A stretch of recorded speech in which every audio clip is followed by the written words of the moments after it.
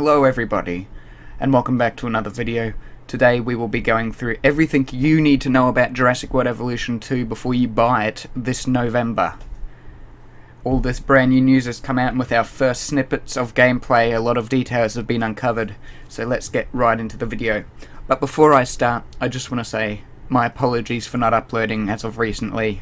I've been very busy with work and I've just been very burnt out from YouTube, so I took a bit of a unexpected break, but I'm here and I'm ready to go and ready to get hyped up about Jurassic World Evolution 2. You can be guaranteed that I'll be covering it when it comes out, and I'll be doing it very quickly. Release day, hopefully I'll get a video out. So I'll do a live stream on November 9th for the first episode of Jurassic World Evolution 2, so make sure you are tuned in when that happens. I'll do a post on the community tab of my channel about when it's going to happen and what time, and I'll make sure to do another post about 30 minutes to 15 minutes before it happens. And make sure you stay and give us a watch, interact with me, I'll answer your questions. Feel free to ask whatever you like, talk amongst yourselves, just have a good time guys. And yes, so let's get right into the video.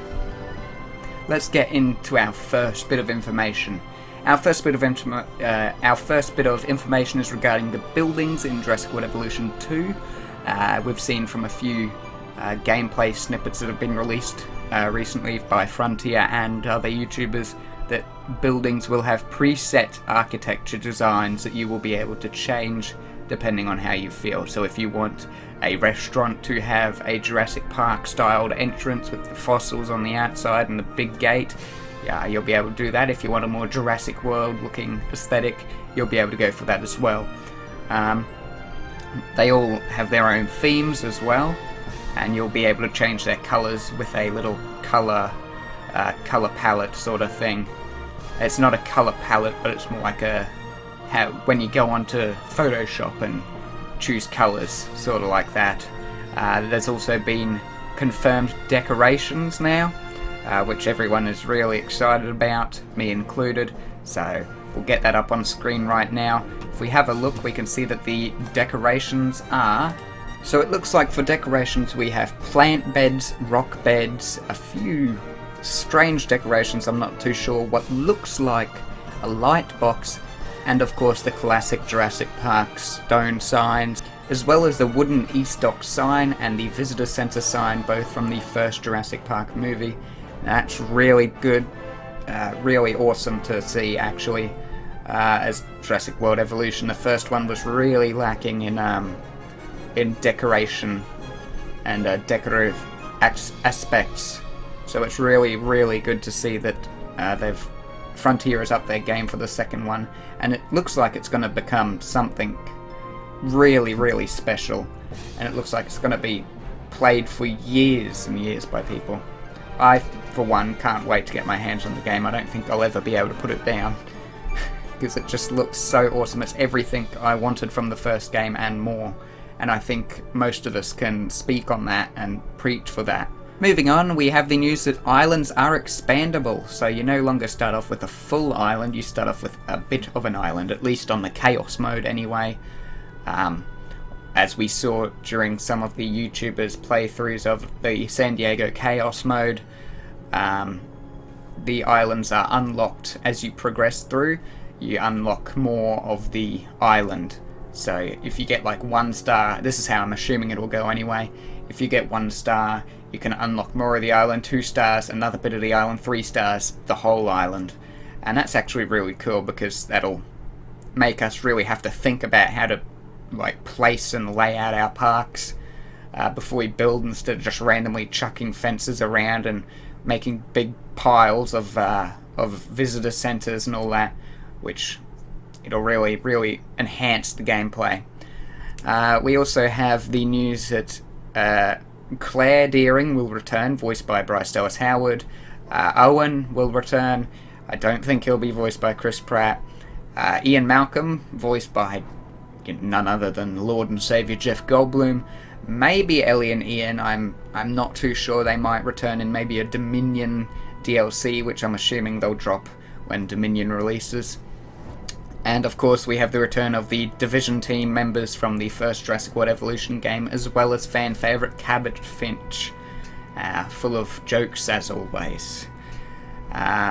We can also expect, we also got to see our first playthrough of the Chaos Theory modes. We saw some YouTubers play through them earlier this week, and there are currently 5 options going through each of the 5 movies. We have Jurassic Park San Diego, Isla Sorna Site B, Jurassic World, and Return to Isla Nublar. Now that's very interesting. These are sort of a what-if scenarios, I would assume. So what if Jurassic Park never failed? You'll be in charge of making sure that the power doesn't go out and Nedry doesn't sabotage the park. San Diego, you know, what if San Diego never failed? You'll be in charge of making San Diego work. Site B, not too sure about that one. A bit of a mystery. I'm looking forward to seeing that one. Hopefully the map's a bit better than it is on the first Jurassic World Evolution game. Then we have Jurassic World, which I'm going to assume is basically a what if the Indominus Rex didn't escape, and we'll be in charge of making sure that the Indominus Rex stays in its cage. And then Return to Isla Nublar, which I'm not too sure about, because maybe it'll be something like the Claire Deering DLC, where we have to go back and round up dinosaurs and take them off the island before it explodes. Or maybe we build a new park on the island, but that wouldn't make much sense.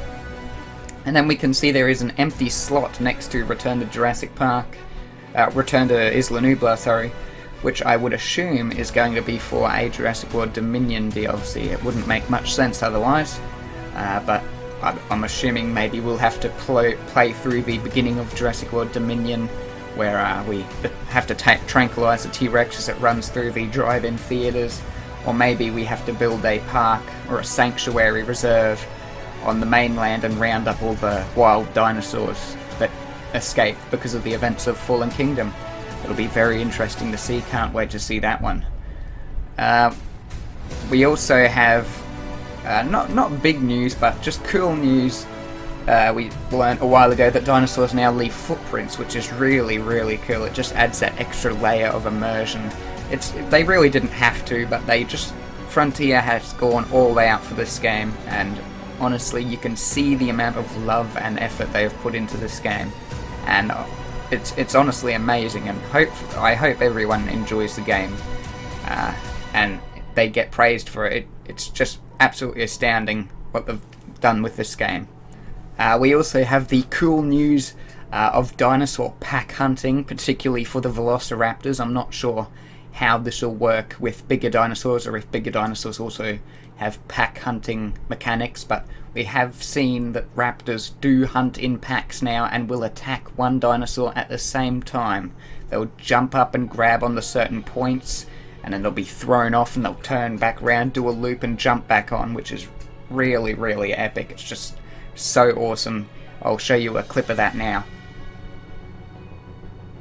More confirmation of dynamic animations as well, such as goat hunting, which is awesome. The dinosaurs no longer stand still for a second and then glitch to line up properly to play a preset animation. They just flow straight into the animation of catching the goat, and the goat doesn't stand still either. Same when hunting other dinosaurs, so if a T-Rex is hunting a parasaur, the parasaur won't just stand there and wait for the T-Rex to line up before playing a preset animation. It will just go straight into the animation, perfectly. No cuts, no anything, no jittery bits, just straight into the animation, super smooth. We also have other animations such as dinosaurs resting and dinosaurs scratching themselves, which is awesome. And that they also play fight now. It just adds another level of realism and immersion to these creatures that was really missing from the first game. They've really, they've gone above and beyond. Frontier have really gone above and beyond for this game, and it's really amazing. And you can just see how much love they have put into each dinosaur here, and it just really shows in the quality of the game. Legacy dinosaur skins have also been confirmed, or in better words, movie skins have been confirmed for the dinosaurs. So your tiger velociraptors, the Buckendo T-Rex from Lost World, and I'll probably go out on a limb and say the male and female raptors from Jurassic World, not Jurassic World, from Jurassic Park 3, and probably the T-Rex from the first movie, which is awesome. I absolutely love seeing the original skins in the game, and now we move on to the species list so far. So this is the entire species list that we know of so far, and I'll read them out now. So this is the entire list of animals that is currently confirmed for the game. I'll read them out now. Acrocanthosaurus, Allosaurus, Amargasaurus, Ankylosaurus, Apatosaurus, Baryonyx, Brachiosaurus, Camarasaurus, Carnotaurus, Chasmosaurus, Coelophysis, Chunkingosaurus, Cryptosaurus, Compsognathus, Corythosaurus, Dilophosaurus, Diplodocus, Dracorex, Dryosaurus, Gallimimus, Gigaspinosaurus, Huyangosaurus, Indominus Rex, Indoraptor, Kentrosaurus, Myosaurus, Majungasaurus, Mamenchisaurus, Megalosaurus, Nasutoceratops, Pachycephalosaurus, Pachyrhinosaurus, Parasaurolophus,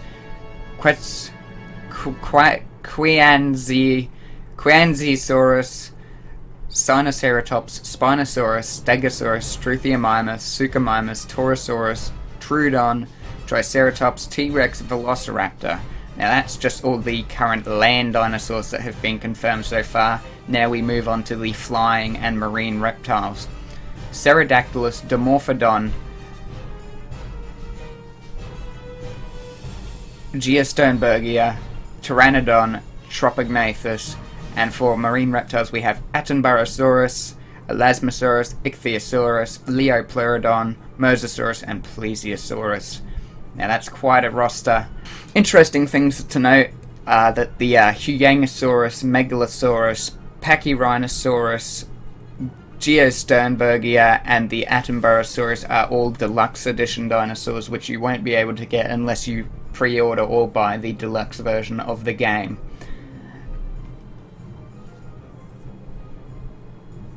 Another interesting thing to note is that the Dilophosaurus has movie-accurate skins now, at least in challenge mode anyway. We can see that it is actually a completely accurate movie skin from the first movie. So that's pretty awesome. Alright, that's everything I have to cover so far, guys. Leave a like and a comment if you enjoyed this video. Be sure to tell me if I've missed anything and I'll add it in the next. Be sure to tell me if I've missed anything in the comments and I'll add it in the next video. No worries, guys. Have a good day. See you later.